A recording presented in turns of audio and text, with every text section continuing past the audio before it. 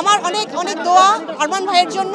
আমার বোন সানজিদা ইসলাম তুলি ফ্যাসিবাদের বিরুদ্ধে একটি অকুতোভয় কণ্ঠস্বর। আসছে জাতীয় নির্বাচনে সারা দেশের আসনগুলোর মধ্যে বেশ আলোচনায় ঢাকা 14।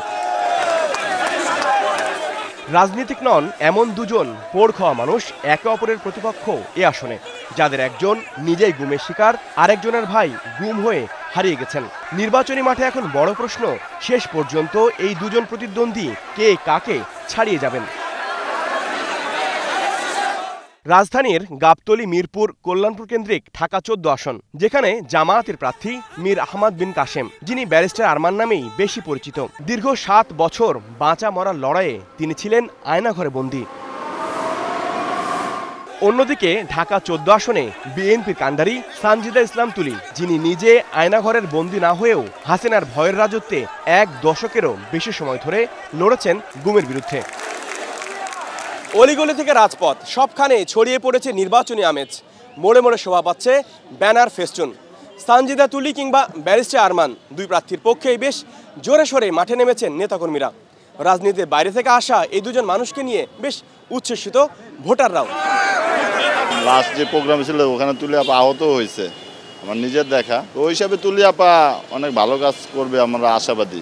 বাড়িওয়ালা বলেন, ভাড়িটা বলেন, এলাকার জনগণ বলেন, সবাই তারা ভালোবাসে।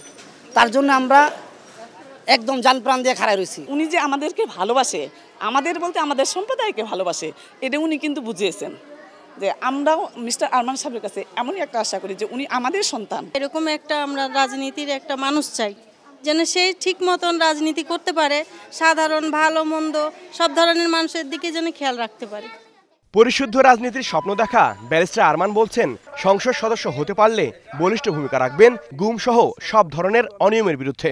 মাঠে নেমে যে পরিমাণ সাড়া পাচ্ছি তা আমি অভূতপূর্ব। সবচেয়ে বেশি সাড়া পাচ্ছি নারী ভোটারদের কাছ থেকে। আয়নাঘরে যারা ছিলাম তারা কেউ জীবিত অবস্থায় বেরোতে পারতাম না, যেহেতু সৃষ্টিকর্তা নিজ হাতে আমাকে দ্বিতীয় জীবন দিয়েছেন।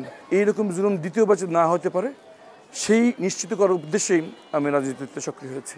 সানজিদা ইসলাম তুলির ছোট ভাই ঢাকার বিএনপি নেতা সাজেদুল ইসলাম সুমন, যিনি 2013 সালে গুম হয়ে আর ফেরেননি।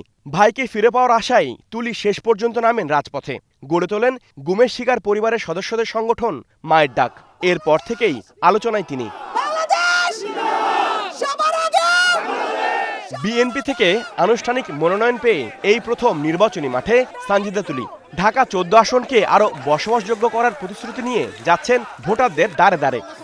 সকলকে নিয়ে আমাদের এই যাত্রা একটা মানবিক বাংলাদেশের জন্য, যেখানে আমরা গণতান্ত্রিক উপায়ে আমাদের দেশনেত্রী বেগম খালেদা জিয়ার যে স্বপ্ন, যার জন্য তিনি এখনো আসলে আমাদের কাছে আশা করে আছেন, আকাঙ্ক্ষা করে আছেন। আমি ঢাকা 14বাসীর জন্য তাদের যেই চাওয়া, তাদের যে আকাঙ্ক্ষা, তারা যেই বিড়ম্বনার সম্মুখীন হচ্ছে, প্রতিকূলতার সম্মুখীন হচ্ছে, সেই প্রতিকূলতাগুলাই জানছি এবং সেগুলাই আমার ম্যানিফেস্টোতে রাখছি।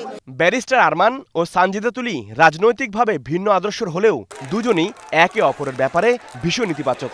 আমার অনেক অনেক দোয়া আরমান ভাইয়ের জন্য, এবং কারণ আপনি জানেন তিনি গুম হয়ে যাওয়া আমার ভাইদের একজন, যিনি ফেরত এসছেন, যার হাতে বা গায়ে হয়তো সেই গন্ধ পাই যেটা আমি সুমন ভাইকে ফেরত পাইনি। আরমান ভাইয়ের কথায় আমি সেটা পাই যেটা আমি আমার ভাইয়ের মধ্যে কেমন নির্যাতন হয়েছিল, কিভাবে তাকে হত্যা করা হয়েছিল হয়তো জানতে পারিনি, আমার মা জানতে পারেনি। আমার বোন সানজিদা ইসলাম তুলি ফ্যাসিবাদের বিরুদ্ধে একটি অকুতোভয় কণ্ঠস্বর। আমি দায়িত্ব নিয়ে বলছি, আমার দল বাংলাদেশ জামায়াত ইসলামী এই বিষয়ে আপোষহীন অবস্থান আছে। আমার বোন সানজিদা ইসলাম তুলি, ওনার যে ব্যক্তিগত অবস্থান, তার প্রতিফলন ওনার দলের হাইকমান্ডেও এর প্রতিফলন উনি করবেন, এই আমার বিশ্বাস।